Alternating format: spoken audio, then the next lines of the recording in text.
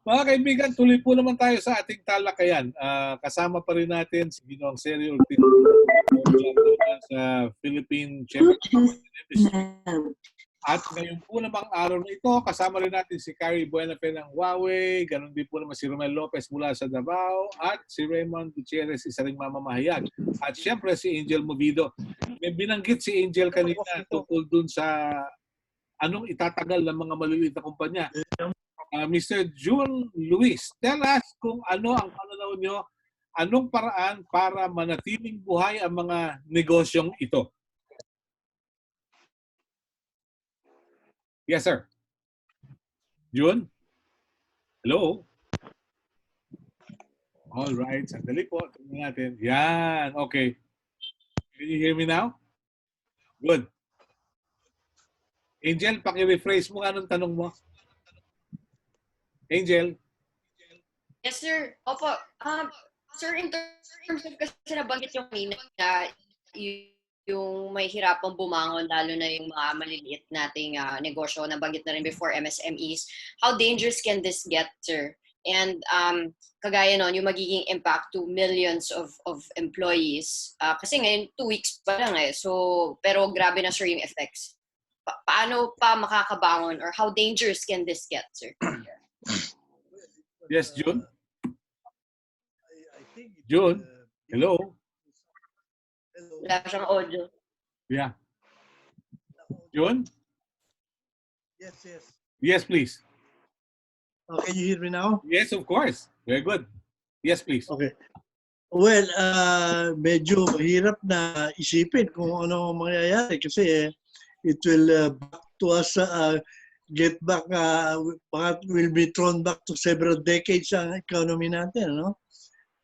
Kaya yung mga poor natin, wala siguro ilalaki ng mga citizens natin na below poverty. So hindi ko ma-imagine kung paano po pwede nating hindi kayang nating humaba. Pero hindi naman siguro na medyo aabot ng ganun tagal. By the time pag umabot ng ganun katagal, marami na siguro namatay sa atin, kalahati na ng Pilipinas siguro namatay na. Pero along that line, dun sa ganyang sitwasyon, June, nakikita nyo ba na itong COVID-19 will alter the setup in the economy, in the politics, in the country? Because after all, sabi ng mga nagsusuri, there is that dominant system and there is a determinant system. And the dominant system, of course, is the political system, which is determined by the economic system. So how will that be?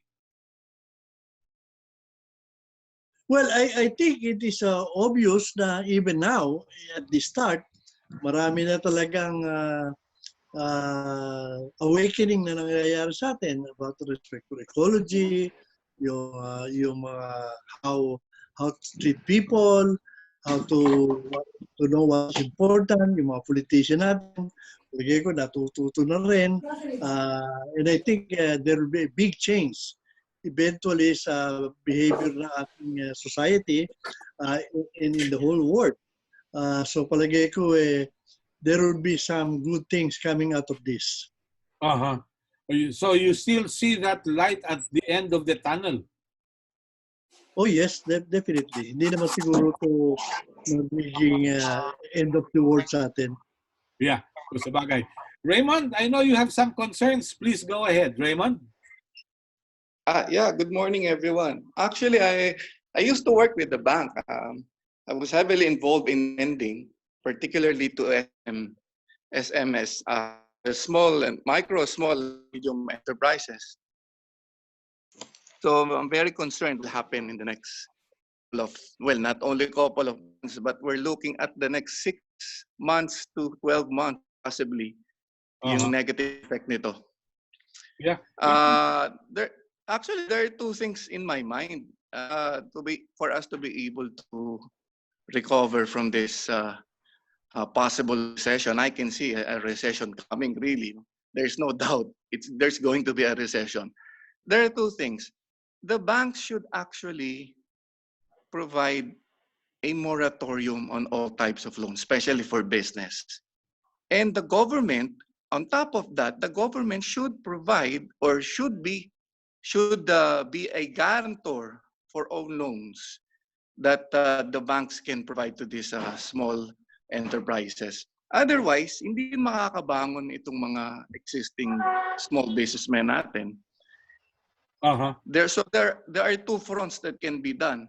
One is to provide loan moratoriums, and the other one, well, probably coming from the fiscal measures that the government can do, they can act as guarantor for any soft loans that the banks can give. Banks will not extend any loan at this time. They will not. The only way they will do is if the government will provide any form of guarantee. Ako, yun lang ang nakikita ko, sir. Okay. Well, thank you for the inputs. We're joined by Mr. George Barcelon. George, good morning. Hello, George. Can you hear me? Hello, George. Let's give it a try. George, can you hear me? Yes, George? Yeah, I can hear you. Good. I can hear you. Good. Anong tingin ninyong impact nitong COVID-19 sa daigdig ng kalakal? In the world of business, George, how do you look at it? Alam natin man na it has a big impact, lalo na sa mga MSMEs. Sila ang talagang sa mga supply chain at sa services. Sarado ng mga hotels, malls, malaking bagay sa mga MSMEs. Of course, we cannot, this is something, lockdown is something that we have to be patient with. Otherwise, the COVID-19 baka mas malawag, maraming mahawa, and that's not good. Pero huli tayo nagkita doon sa Shenzhen, sa China. China is slowly recovering from COVID-19. What do you think should the government do? Because we are of the impression na parang nabulaga rin ng Pilipinas sa nangyayari ngayon. Well, yung ginawa ni President Duterte, I think, no, he was decisive in having this community quarantine. Ang kulang lang, yung preparation was inadequate. I think when they implemented the checkout, it was not thought well. Ang dami mga, na affected yung mga supply chain. Supply chain, sa material, sa mga pagkain. So, but now after almost 2 weeks, it's been better. But one thing that we're stressing is that yung testing ang kailangan. At saka kailangan makahanda tayo ng mga PPE sa mga frontliner. Kawawa naman yung mga doctor, mga nurse nakaharap sa mga COVID-infected people, nahawa din sila. So far, I saw on the internet, merong 12 na yung mga doctors natin that died. So we need them, so we have to put them the proper gear. Sa ngayon, ang mga PCCI, of course also through field export, we've been trying to source out. Minsan katulad, I was able to source out 1,000 face gear. Pero cottage industry lang ito. I supply them the film, and they will make the improvised face gear for the hospital and for whoever who needs it. So that's what we're doing on the part of the private sector. The aspect of probability of the community quarantine to be extended, I think is very high. Sa ngayon lang, we're doing more testing. So pretty soon, I think will reflect how many are infected. So all the precautions must be maintained, social distancing. But what's even more important is that yung mga marginalized, their daily needs of food should be taken care of. Sa ngayon, the barangays are doing their job, but ito, information ng driver ko na hindi regular sa pag-delivery ng sa pagbigay ng mga pagkain. So I hope they will continue because sa ngayon, mga arawan, no work, no pay. And they Yun na cannot nga. come out because of the lockdown. Yeah. Nakikita kong problema. Hindi kaya, George at June, hindi kaya lumalabas na dito sa COVID-19, lalong lalaki yung agwat ng mayaman sa mahirap, dahilan sa yung mahirap, baka wala nang magpautang na 5-6, pati yung Bombay, mahihirapan na. June, anong pananaw mo rito?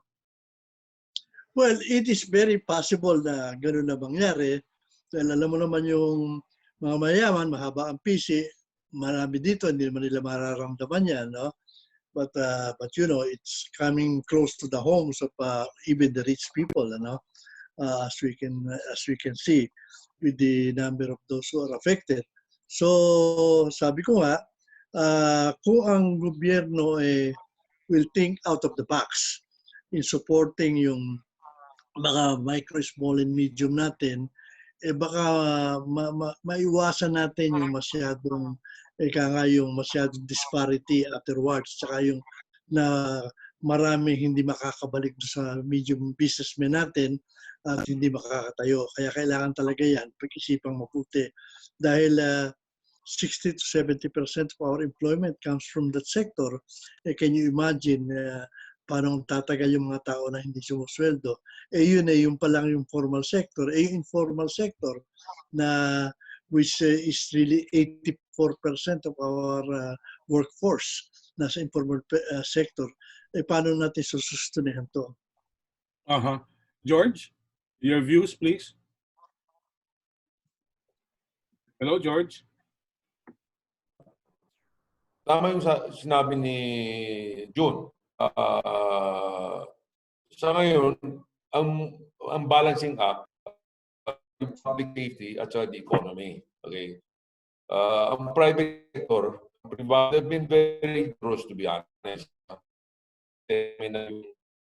For the whole month of March, yung sweldo ng mga tao, although no work, naka-advance din kami na by next month, we're advancing the 13 months. And probably, itong Abril, most can afford. Palagay ko yung minsan mga MS, micro and small, mahirapan sila. In that case, handa kami, but I think that will stretch ourselves too much already. Itong mga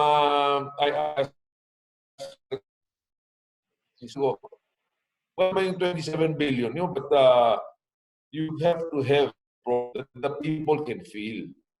Yung mga pera na dole, yung those days, you still have to apply everything. Sana nga, they can validate with the Department of Labor kung ilan ang tao namin, they can get this public information and just provide the fund to the company so that the company can will be the one responsible for the money to be delivered. Even we 5,000 displaced workers, wala pa eh. So I think it's now on the fund money side of assistance. Double down na. Numbers is so big. Kami ni Mr. Ortiz for the longest about government. Yes. Yes, George, you were saying? Wait. Medyo naging intermittent po yung ating internet. Yes. Hello? Okay. All right.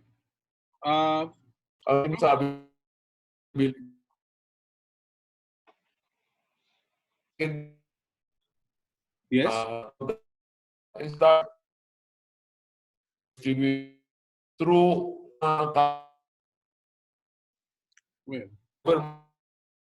every yeah.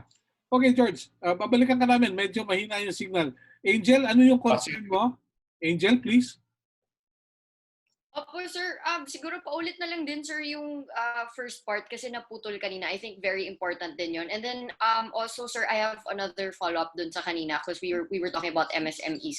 How about naman, sir, for the yung exports natin? Kasi I understand na wala namang kagaya ngayon, nagastusan na yung logistic, yung mga pinbayad para dun sa mga raw materials, but there's no movement happening now. So, pero next question na yun, sir. I think kailangan ko rin ng clarification sa nauna kanina.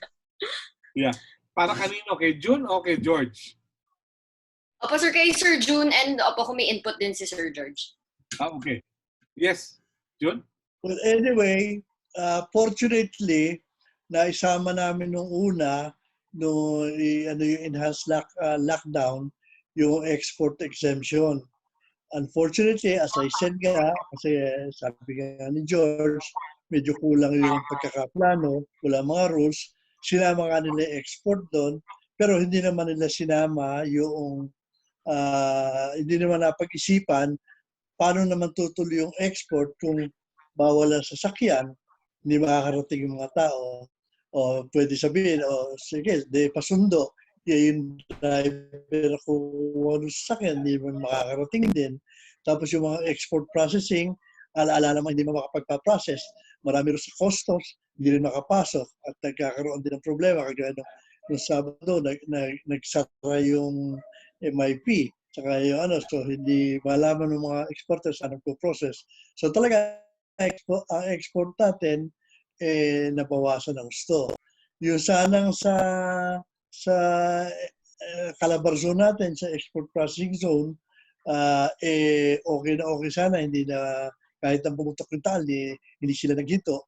Pero nung isang araw, napilitan hindi pumasok yung mga malahati yata nahinto na, no? Dahil they are now facing lack of supplies and materials na marami doon sa mga electronics, for instance, nagagaling din sa ibang bansa, apektado ng nawalan din yung mga nagdadala ng plane dahil walang mga flights. Yung mga barko, wala rin So, special plane, pabisan-misan. So, yun ang problema. So, ang export natin talagang bumagsak ng gusto. Ngayon, sana hindi masyado apektado. Meron naman yung mga processor na nanggagaling sa probinsya yung mga supplies, hinaharang naman niya ng mga LGUs na kahit ano sabihin ng national government, nung una kasi sinasabi na LGUs can do their own thing. Nung they started doing their own thing, contrary naman doon sa mga programa na free flow of goods, nagkaloko-loko naman. So, ngayon, talaga apektado yung export even now. Okay. George, from your end, anong impact dun sa exports natin? Yes, George?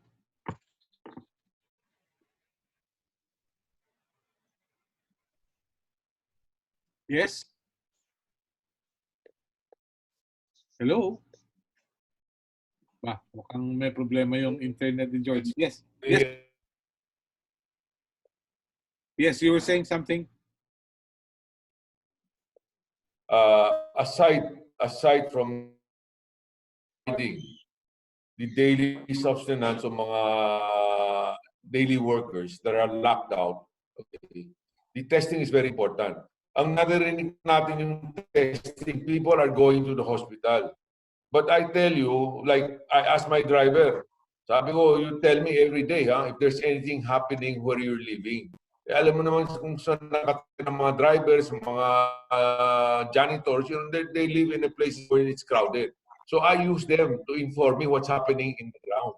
Sabi nila sa akin, sir, yung kapitbahay namin may nakasakit. But they don't know what the sickness is.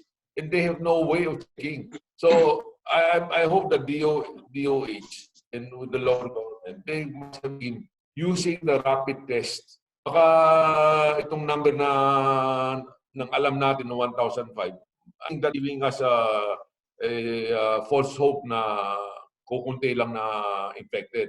Okay? So that's one thing. No? That's moving forward.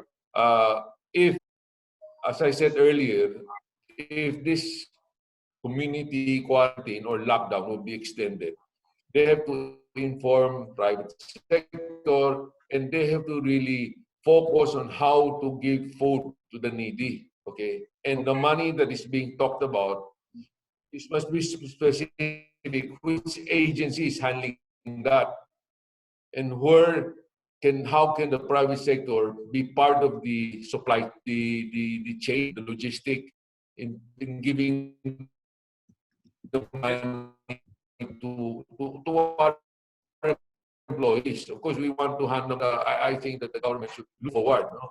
As opening up, baka maaga pa. 2 weeks passing so fast. Eh ako nga 2 weeks of, especially like a good friend here, Mr. Ortiz. Another 2 weeks. Ano yan adik yan sa golpe. Parang siya nakakulong Okay. So these are the, I can so these imagine. are the things that the government will plan. Yeah. We're joined by Vic Di Magiba of Laban Consumer Incorporated. Vic, good morning. Hello, Vic. Hello, Vic. Can you hear me, Vic? Wala si Vic. Anyway, isang mahalagang bagay kasi rito, sabi ni Secretary Dar sa aking interview kahapon, George, sa lahat ng ating mga kasama, kay June at kay Romel at kay Angel, nabanggit niya that we have a surplus of food inventory. But the question is, while we have the inventory, can the people afford kung sakaling tumaas yung pagkain? I don't know, Angel, kung ano na mo-monitor mo sa labas. Angel? Tama, sir, it's the same na there's an assurance na there's enough supply for meat, for food.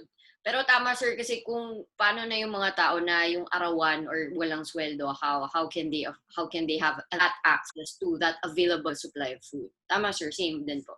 Yeah, I can imagine. Romel Lopez from Davao, how is it? You're still there, Romel? Here, Sir Melo. Same problem here sa mga arawan eh.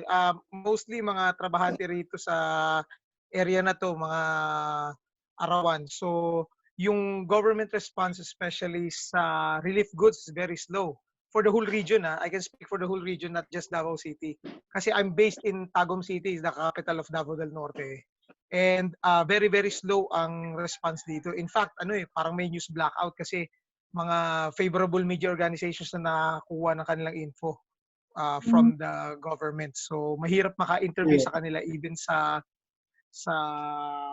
online. So, yun din ang mga concern natin. Kung ano yung response ng government from the DTI to the DOLE as to how to address the issues, lalo na sa mga support sa mga daily wage earners. Okay. Carrie Buenafe of Huawei, you're still there? Carrie? Hello, Carrie? One more time. Yes, Carrie? Just wanted to find out how things are. Anyway, sige, balikan natin si Carrie. Vic, you're still there? Vic? Sa laban ng consumer, isang problema yun. Okay, hindi makapasok si Vic. Pero let me ask our resource persons, si June at ganun din ang ating kasamang si George. If you're to look forward, what do you see in the near future? Let's say 3 months from now. Hindi kaya magkaroon ng impact sa peace and order kung maraming walang trabaho at wala nang makain, wala nang pambili ng pagkain. George, from your end muna. Tayo mga Pinoy, we're very resilient. And I will tell you, what I'm having is, Yes? on their own, I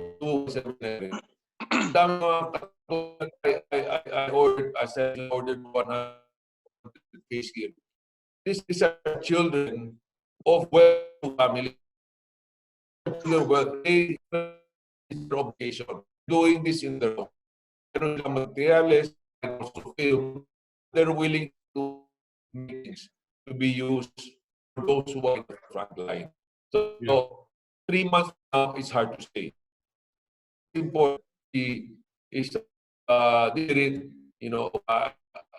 would say parang together as one. It's very fluid, the situation.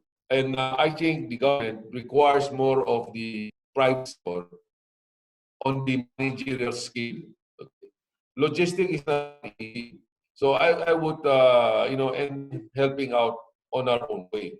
not only financial, okay, time, money. But one that ang kailangan natin is more transparency, as what I think Amy mentioned. A lot of these things of what even the testing, everything, hindi natin alam eh. I'm sure they're doing their job, no? But they should really bring in the private sector so we see which area we can help. So Melo, at the end of the day, I tell some of the government officials, ang yardstick ngayon sa government, the yardstick is not yung GDP increase percentage. Beside that, what's important, how you take care of your people. Okay? At the end of the day, you know, how you are maintain, how you are able to mitigate, and how you are to save lives. Okay? Okay. I told some government officials that I know, spend no matter what. But you have to spend it judiciously. Okay? For those who take advantage of this situation of profiting or the law should be applied to them fully. Everybody has to make sacrifice. It's not business as usual. Yeah. Thank you. Yeah. So what you're saying is COVID-19 is an opportunity for the government to shine, right? It's an opportunity for the government to do its job well, right? Yes, it's the opportunity for the government to do its duty, to do responsibility. What? How to come across this crisis together. We're all in the same boat. But be clear that natin pabayaan, as I said, the needy. Okay, they are the one that takes the brunt. No? As I said, day-to-day existence. So I'm sure the SWD. We don't hear too much about them. Just wondering, but I'm sure they're working closely with the barangay. Okay? That's why. Ask my driver. Okay. I mean, how is so? That's the only way we have information. Okay. Yeah. John, from your end, bago ko tanungin si Fong mamaya ng konti. Yes. Well, marami sa problema kung talagang tinitring through at ginagamit nila yung businesses. Remember, 44 million of our citizens are in the labor market. Yan ang dominado ng business sector.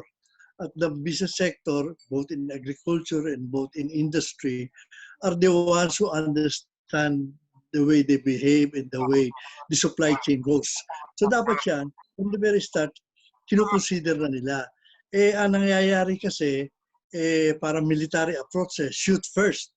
And then tingnan natin kung anong remedyo. Yan si Joey Concepcion, si George Barcelon are doing yeoman's job. Sila yung kumukonekta, nagsasabi rin sa mga member ng and get result, no? Kaya nga sabi ko, kung pa from the very start nagsasama sila ng business private sector like Joey or George, edi sana naiiwasan yung mga problema na reactionary sila.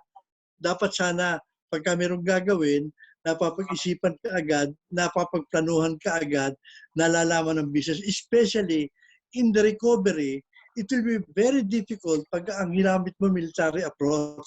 You have to look at the business private sector approach. Ano ba yung mga soft landing na maibibigay natin sa mga industry para makatayo ka agad? Kailangan niya pinag-iisipan. Ano ba yung mga lending? Ano ba, how do you channel the sources? Hindi ako natatakot na hahaba ito. Alam mo kung bakit? The government is able to access enough funds. The food supply will be there. Ang problema, yung delivery. Yung delivery at supply chain. Yung mga rules. Binawal mo yung sasakyan, nagla-lockdown kayo sa mga LGU, hindi makarating. Yung mga planta na manufacture ng process ng food, hindi maka-operate fully. Yan ang dapat nandyan ang private sector inputs. Dapat yan, bago sila gumagalaw, hindi napapakinggan palagi ko economic managers natin sa ang nasusunod yung sa military, sa PNP, tsaka yung Department of Health.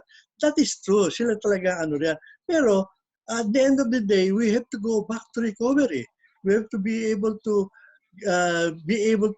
have a situation where hindi masyadong damage doon sa ating mga SME especially, na sila yung makakabalik.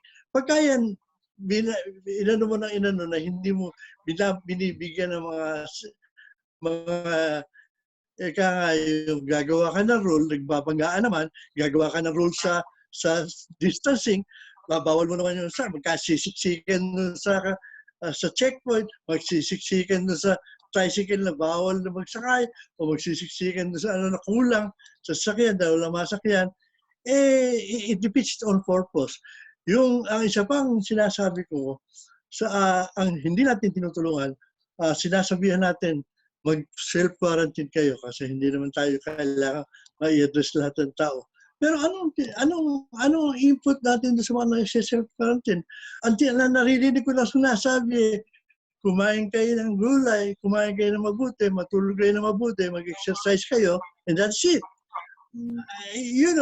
Some of them maybe not really asymptomatic only, meron mga iba, pero pipilitin mo mag-self-quarantine. Ala ka nung sinasabi. Ala ko nadidinig sa gobyerno, sa DOH, sinasabi, ito yung mga gamot na pwede mong gawin. Ito yung nararamdaman mo. Ito yung mga ang kailangan mong gawin. Ito yung vitamin C na kailangan mong gawin. Ito yung paracetamol na kailangan mong gawin. Anong gagawin mo? Yun man lang. Bakit ang majority of our people are in self-quarantine? Why are not information being given to them? Alam mo na kung wala information? Social media, na bali-baliktad, bangga-bangga. Walang official na dapat meron tayo advisory sa mga self-quarantine. Ikaw ba PUI, ikaw ba PUM, ano ang dapat mong gawin? Very good. Ang problema kasi may mga ilang politiko daw na hindi PUI, hindi PUM, pero parang PI eh. Anyway, that's another issue. Fong, kumusta ka? Nasaan ka ngayon? Hello, Fong? Hi, Camelo. Hi. Magandang umaga po lahat. Actually, nasa bahay ako na yun. Dito po ako nakatira sa may Blooming Street. And so far, How is the market? Actually, maraming tao actually. So the other day, kasi hindi din ako masyado makalabas kasi I'm taking care of my two parents na they're almost 80. So medyo natatakot din ako pag lumalabas, no? But so far, medyo peaceful naman dito. Sufficient naman yung mga gulay, mga karne. Kaya nga lang, hindi masyado na-practice yung social distancing. Pagdating mo sa palengke, medyo kumpul-kumpul sila. And then the people were just mixed up. Parang business as usual. Although the barangay is trying their best to, distance people. And then they're trying to allow, a certain number of people to go in and then to go out. Now, actually, tama po yung sinasabi ni Ginoong Ortiz Luis, no? Which is one of my worries is actually yung food sufficiency natin, no? So, marami tayong nababalita na yung mga gulay na galing sa Baguio, galing sa North, hindi makarating, hindi makababa sa Manila. Yeah. So the best way I can see right now is, so the government should already have plans, They should allocate funds. Sila na mismo bilhin yung mga gulay from the farmers and sila na mismo mag-ship in. Kasi kung hintayin natin yung private sector o yung mga farmers na mag-ship in, mahirap kasi may mga checkpoints, mga gulay. Medyo maraming bureaucracy, no? So government right now must step in, So sila na mismo, bilhin na yung mga gulay kaysa, na nasasayang, natatapon, and then ship it to those market na kailangan. So yun na yung punto ko po. Very well. Nabanggit ni Secretary Dar na yung kanilang Kadiwa stores will go mobile. So makakaikot sa mga matataong barangay. Let's wait for that to happen. Carrie Buenafe, how are you? How is information communication technology? Carrie? Good morning, Sir Melo. Actually, our concern is for our first responder and frontliners. So we had to ship our own PPEs and our own face masks because there's no available in the market. And bringing them to where it's needed, it's a difficulty because the last Friday, we sent people to Naga, your hometown, sir. Yeah. So they delivered PPEs and masks to our people. Nung pabalik nila, they were held. So I think some of them are now in quarantine, but we're trying to talk to the people there to send them back to Manila because they don't have any symptoms. And the longer they stay there, the longer that others may be exposed to them, just in case they're exposed, but they're not actually. No signs and symptoms. Yeah. Malaking problema yon. Anyway, June, siguro mula sa PCCI at George, you can also check into the kind of activities of LGUs who may be overzealous. June? Well, yun ang isang problema. Kagaya halimbawa, mayroong exporter na nagrereklamo sa akin. Nung una, nagagaling yung supply niya sa Mindoro. Tapos ginagapas ng mga ito yung simple banana leaves lang na malaki export. 200 ang laborer nila, yun lang ang ginagawa, siniship nila, gagaling sa Bicol, dinadala sa Mindoro, dinadala sa Puerto Batangas, tapos siniship siya. Noong una, hindi makalusot. Finally, nakalusot. Meron na rin, nag-open na rin yung port. Tapos, kung araw-araw dapat yan, yung mga farmers umuwi, ayaw naman palabasin na nung Batangas dahil pinagko-quarantine. So na-quarantine lahat yung mga nag-aluro sa and for no reason at all, naputol yung supply. Yung mga ganon. Sabi ko kung wala si Joey Concepcion at si George Barcelon na siyang pinakikinggan nung task force pagka mayroong mga reklamong ganon, di lalo ang laki ng problema natin. So, kaya nga sinasabi ko, dapat lagi merong business sector doon sa task force na hindi nakikiusap kay Secretary Dominguez, na binibring up doon sa kay Secretary Mon Lopez. Dapat sila mismo diretso dahil ang laki ng lag time Yun lang nung una lang yan yung mga transportation, yung ilang araw bago na free up yung transportation. Pagka hindi ganun kabilis at reactionary lang yung task force, laking damage sa economy. Dapat yun, especially as we are approaching yung baka tatanggalin nitong lockdown na to, na we hope na makita natin yung plateau bago mag-end yung April 14 ba yun? Dahan-dahan nating kagaya sa China, yung ginagawa nila ngayon, yung Wuhan, wala na halos sa dapat sana napipreparasyon na yung movement ng mga business na dahan-dahan, sino ba makapag-open? Ano ba kailangan nila para makapag-open? Ano ba ang financing na kailangan? Sino ba magbibigay? Ano ba ang sistema? Ang daming ino-offer, hindi naman makalabas ng bahay ito. Hindi nga kami makapagpasweldo dahil yung accountant namin tsaka yung cashier namin hindi naman makapasok. Yun hindi na pag-isipan. Pinabibigyan natin 13-month pay, pinag-uusapan namin yung mga miyembro namin, magbigay ng binigyan naman nila, yung mga maliliit, pinag-uusapan, mayroong mga lumalapit sa amin. Gusto rin namin kahit na wala kaming pera, magbigyan rin ng 13-month pay, makatulong kami sa tao, i-advance. So, sinabi na namin sa gobyerno yan, wala pa kaming feedback. Ano bang agency? Pwede bang SSS? Pwede bang DOLE? Mag-advance sa kanila. Willing sila ibigay sa mga tao yung 13-month pay na advance. Pwede sila, na-lockdown sila, marami yung cash position nila, gano'n kagyo. Kailangan tulungan yung mga gano'n. May pera naman Yun lang, parang ang bagal ng the way it's being implemented. Melo. Yes, George. I just want to echo what Mr. Ortiz said. No? Kahapon lang nakuha ko yung number ni DILG Secretary Anyo. I'm going to call him today. I'm going to ask him to post yung mga numbers ng mga official. Kadalasan they call up, like June call up. Helpless naman ako. Hindi ko naman kilala yung mga tao dyan. So I'm going to ask Secretary Anyo, give us these officials, mayor, governor, whatever, para we will disseminate local chamber. Kung may problema, they can call them right away. Because as of now, everything is locked up on dito sa taas. Okay? But ang importante is really to get people down there to know who to call ang dami mga katulad sinabi ni June, yung mga nagde-deliver ng gulay. You know, they are stopped checkpoint for a long time. I think it has been improved. Pero kawawa naman, marami na yung mga produce nila. So I hope I can get through General Anyo, Secretary Anyo, for him to give us the necessary so that this will be settled down to those people that so they know who to call. Well, keep us posted if you get in touch with the good secretary and whether he will give you the hotlines so that when people complain to us, we can also inform them to touch base with the local chambers. I'll do that. I'll do that, Melo. I'll do that. Alam mo, this morning, 7 o'clock in the morning, may tumawag sa akin, General Kit Teofilo.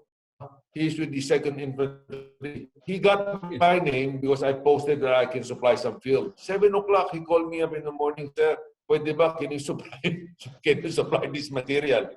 I said, sige, I'll work it. But si General Kit Teofilo, maraming warehouse namin. Yeah, I can imagine. Yeah, sa Tanay. Diba? Okay, very well.